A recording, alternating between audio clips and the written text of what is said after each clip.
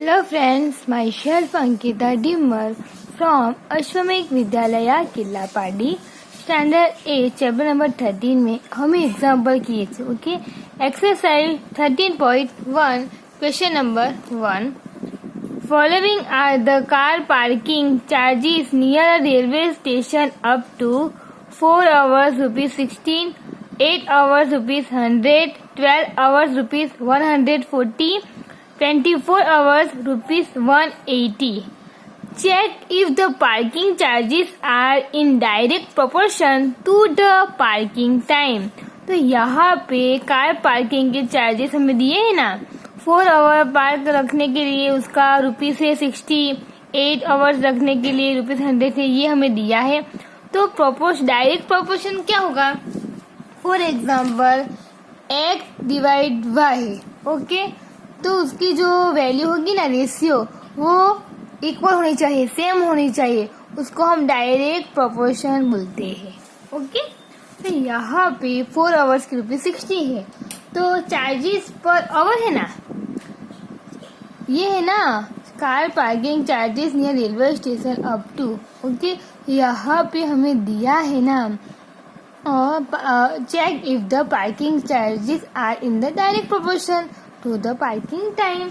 Okay, तो यहाँ पे चार्जेस पर आवर, इसका हमें फाइंड करना है। चार्जेस पर आवर यानी यहाँ पे दिया है हमें C1। Okay, car parking first 4 hour की ₹60, 8 आवर्स की 100, तो C1 इक्वल टू क्या होगा?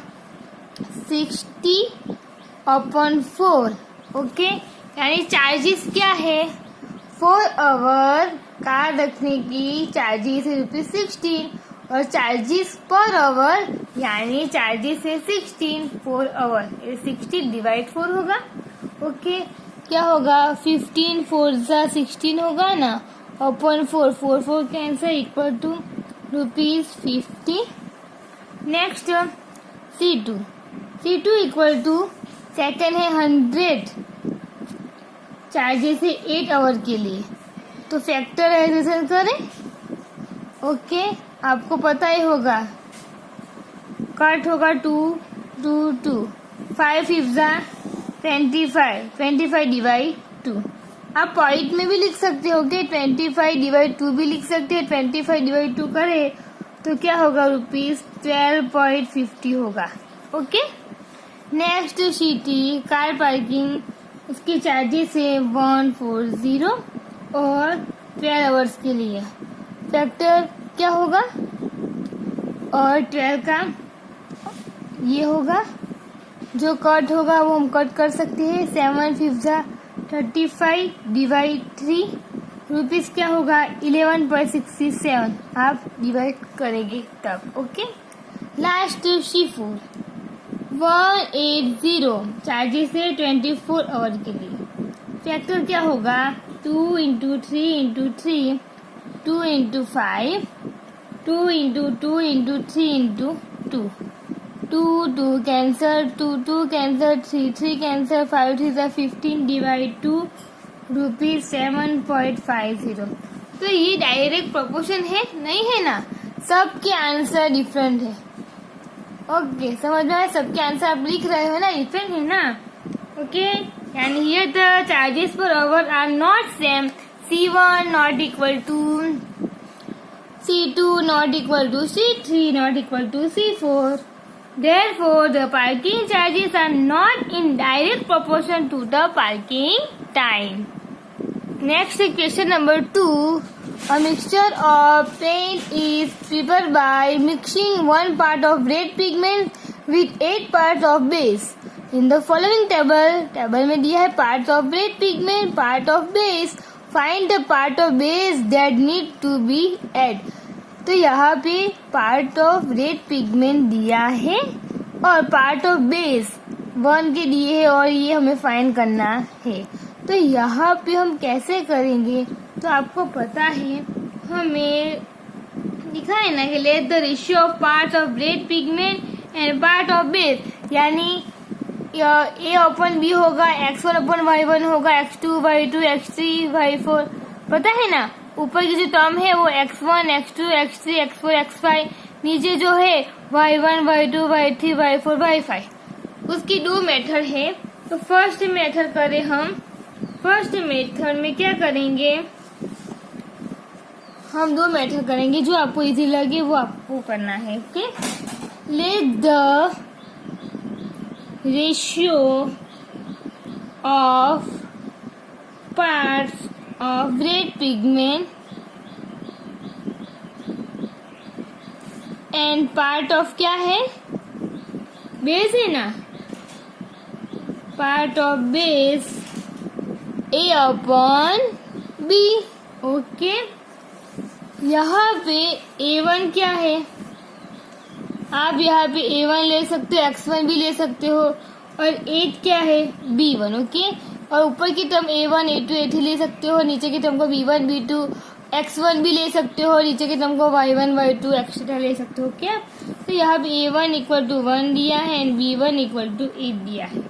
तो हम कैसे फाइंड करेंगे, तो A1 अपन B1 पता है ना, क्या होगा, A1 upon B1 1 upon 8 equal to K constant. Okay, कैसे, ओके, अब हमें क्या करना है, A1 B1 की वैल्यू फाइंड की। अब A2 B2 की, A2 है B2 की वैल्यू कैसे फाइंड करेंगे, तो constant K equal to A2 upon B2। समझ में आया। और आप A1 अपन B1 और A2 अपन B2 भी लिख सकते हो।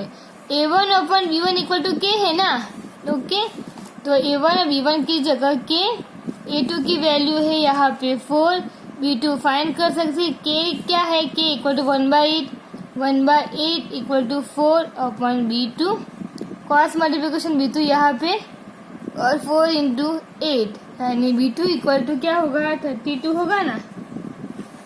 समझ में आया, इजी है। नेक्स्ट हमें फाइंड किया, A1 B1 फाइंड किया, A2 है B2 32 वैल्यू आई। अब A3, तो हमें क्या करना है, A1 upon B1, A3 B3, A1 upon B1 की जगह K लिख सकते हैं। A3 की वैल्यू दी है हमें, A3 यानी 7, B3 फाइंड करनी है। ओके, K की जगह क्या लिखेंगे, 1/8, 1/8 equal to 7 upon B3, cross multiplication B3 equal to 7 into 8 56 होगा। ओके, समझ में आया। नेक्स्ट क्या करना है, नेक्स्ट A4 हमें दिया है 12, B4 फाइंड करना है। तो A1 upon B1, A4 upon B4, A1 upon B1 equal to K लिख सकते हैं। K की जगह 1/8 भी लिख सकते हैं ना, direct 1/8, A4 12, B4 cross multiplication B4 equal to 12 into 8 96। समझ में आया। अब लास्ट है A5, कैसे फाइंड करेंगे, दिया है हमें A5 दिया है, A5 इक्वल टू 20 और B5 क्वेश्चन मार्क। तो A1 अपन B1 का कंपेरिजन A5 अपन B5 से कर सकते हैं। A1 upon B1 equal to K equal to हमें 1/8 हुआ, वैल्यू A5 20 है, B5 as it is cross multiplication करें, B5 इक्वल टू 20 इंटू 8, तो क्या होगा 160 होगा ना, 20 इंटू 8 160 होगा। ओके, अब आपको क्या करना है, हमें जो वैल्यू फाइंड की ना B1 की तो है, B2 B3 B4 B5 ये टेबल में हमें लिखना है। ओके, ये फर्स्ट मेथड है।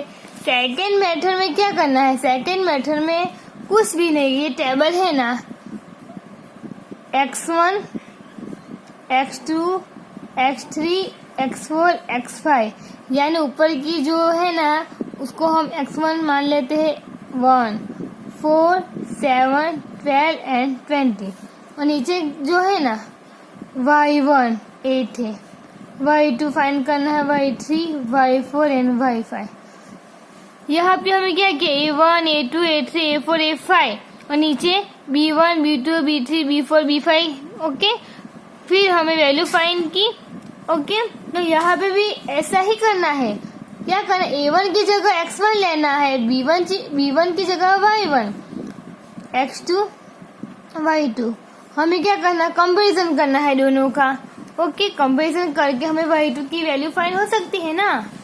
X1 Y1, X1 1 है, Y1 8, X2 4, Y2 की वैल्यू हम कैसे फाइंड कर सकते हैं, cross multiplication. Y2 equal to 4 into 8 यानी 32 होगा। नेक्स्ट क्या करना है, first X1 upon Y1, X3 अपन Y3, उसमें वैल्यू पुटअप करना है। X1 अपन Y1 1/8 है, X3 7 है, तो Y3 क्रॉस मल्टीप्लिकेशन कर Y3 8 इंटू 7। ओके, यानी 56 होगा। नेक्स्ट Y3 फाइंड किया। अब X1 upon Y1, X4 upon Y4, उसमें वैल्यू पुटअप कर आंसर मिल जाएगा आपको Y4 का। Next X1 upon Y1 equal to X5 upon Y5, उसमें वैल्यू पुटअप की तो Y5 की आपको वैल्यू इजीली मिल जाएगी। ओके, समझ में आए। 2 मेथड है, आपको जो भी मेथड इजी लगे वो आपको करना है। Next question number 3। In question 2 above, if one part of a red pigment requires 75 milliliter of base, how much red pigment should we mix with 1800 milliliter of base? Question number 3 में 2 में जो table है वो table address बनाना है, part of red pigment और part of base. तो यहाँ पे पार्ट ऑफ पिगमेंट भी दिया है। ओके, 1 यानी 1 पार्ट ऑफ उस पिगमेंट और उसका बेस है 75, और पिगमेंट से यहाँ पे नहीं दिया है और बेस 1800 यानी नहीं दिया है, तो हम सपोज x मान लेते हैं। ओके, यानी यहाँ पे क्या दिया है, let the part of red pigment mix with 1800 metre base B x. Okay, यहाँ पे जब 1 पार्ट ऑफ पिगमेंट है तो उसका बेस ये है। ओके, और यहाँ पे पार्ट ऑफ पिगमेंट नहीं दिया है, बेस दिया है, तो हमें क्या मान लेना चाहिए, x। ओके, तो हम मेंशन करें, let the parts of red pigment mix with 1800 milliliter base B x. तो हम टेबल बनाए क्वेश्चन नंबर 2 की जैसे टेबल बनाना है, पार्ट ऑफ रेड पिगमेंट और पार्ट ऑफ बेस। ओके, तो हमें क्वेश्चन में दिया है ना, क्वेश्चन में दिया है पार्ट ऑफ रेड पिगमेंट 1 है, तो बेस है 75 और सिर्फ बेस दिया है 1800, तो पिगमेंट क्या होगा, x। समझ में आया। और फाइंड करें, कैसे करेंगे, तो यहाँ पे 1/75 इक्वल टू x 1800, यानी 1/75 इक्वल टू x अपन 1800। तो यहाँ पे हम इस तरह लिखेंगे तो x की वैल्यू हम फाइंड कर सकते हैं ना। ओके, 1/75 इक्वल टू x अपन 1800। ओके, क्वेश्चन नंबर 2 में क्या किया था, x1 y1 दिए थे, दोनों का हमें कंपैरिजन किया तो हमें y2 की वैल्यू इजीली मिल जाएगी ना। इसी तरह यहाँ पे हमें और यहाँ पे 1/75 इक्वल टू x अपन 1800, तो x की वैल्यू हमें इजीली मिल जाएगी ना। ओके, अब क्या करना है, क्रॉस मल्टीप्लिकेशन। ओके, कैसे करेंगे क्रॉस मल्टीप्लिकेशन, हमें x की वैल्यू फाइंड करनी है ना, तो x यहाँ पे एज इट इज। ओके, समझ में आया। यानी 1 इंटू यहाँ पे डिवाइड है तो मल्टीप्लिकेशन में होगा 75 as it is, x as it is, x की वैल्यू फाइंड करनी है ना। ओके, समझ में आया। अब हमें फैक्टर करना है, फैक्टर क्या होगा, फैक्टर 3322525, फैक्टर 75 का 5 to the 50, 15 5 to 75, कट करे 35555, क्या बचा 3 2 ज़ा 3 मल्टी 2 इक्वल टू x, 3 2 ज़ा 6, 6 2 ज़ा 12, 12 2 ज़ा 24, 24 equal to x, therefore x इक्वल टू 24 पार्ट्स। ओके, समझ में आया। दोनों का क्या किया, कंपेयर किया, 1/75 इक्वल टू x अपॉन 1800, तो सिंप्लीफाई करके x की वैल्यू मिल जाएगी। Hence with base 1800 millilitre 24 part Z pigment should be mix. समझ में आया। यहाँ पे रेड पिगमेंट दिया है और बेस भी दिया है, यहाँ पे नहीं दिया। जब पार्ट ऑफ बेस 1800 तो हमें x की वैल्यू हमें फाइंड की, x की वैल्यू क्या आई 24। Okay, question number 4। A machine in a soft drink factory fills 840 bottles in 6 hours. How many bottles will it fill in 5 hours? Question number 3 के जैसे है ना, सेम है। ओके, यहाँ पे क्या करना है, यहाँ पे एक फैक्ट्री है ड्रिंक की और उसका जो बॉटल 6 आवर में 84 बॉटल हम फिल कर सकते हैं।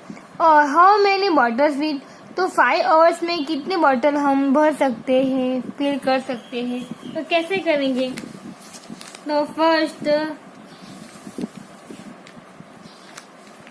Table suppose hours and bottle, तो यहाँ पे 6 आवर में हम 840 बॉटल फिल कर सकते हैं और 5 आवर में कितने बॉटल फिलअप कर देते हैं, एक्स मेंशन कर सकते हैं ना। ओके, यानी सॉल्यूशन क्या होगा उसका, let the number of bottles